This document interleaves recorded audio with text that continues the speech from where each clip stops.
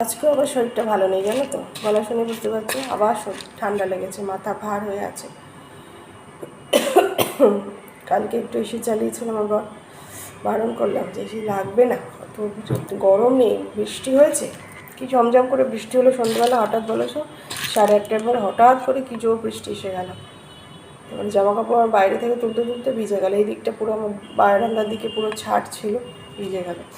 আর বারণ করলাম শুনে না, তারও ঠান্ডা লেগেছে, আমারও ঠান্ডা লেগেছে, তারও ঠান্ডা লেগেছে, আর কিছু ভালো লাগছে না। পুজো টুজো করে উঠে অনেকক্ষণ উঠেছি, পুজো হয়ে গেছে অনেকক্ষণ, 11টায়, আর এখন 12টার সময় দেখো কি নিয়ে বসেছি, মুড়ি বোঁদে।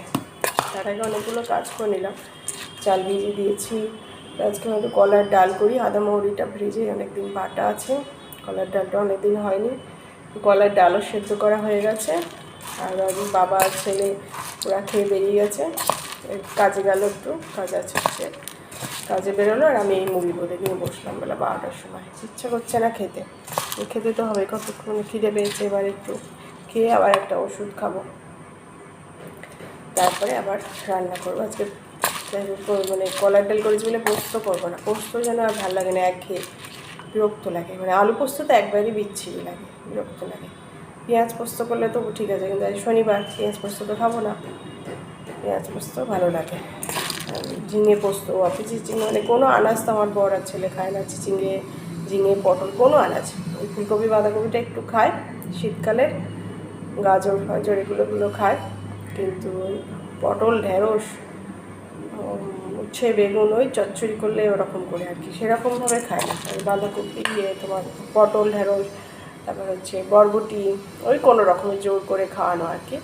তো একটু আলুটাই বেশি খায়, কী বলবো, আর আলু খেতে খেতে ব্রেন আলু হয়ে যাচ্ছে। তো যাই হোক, আলু পোস্ত করবো না, আমি বলেছি দেখি অন্য কিছু রান্না করব।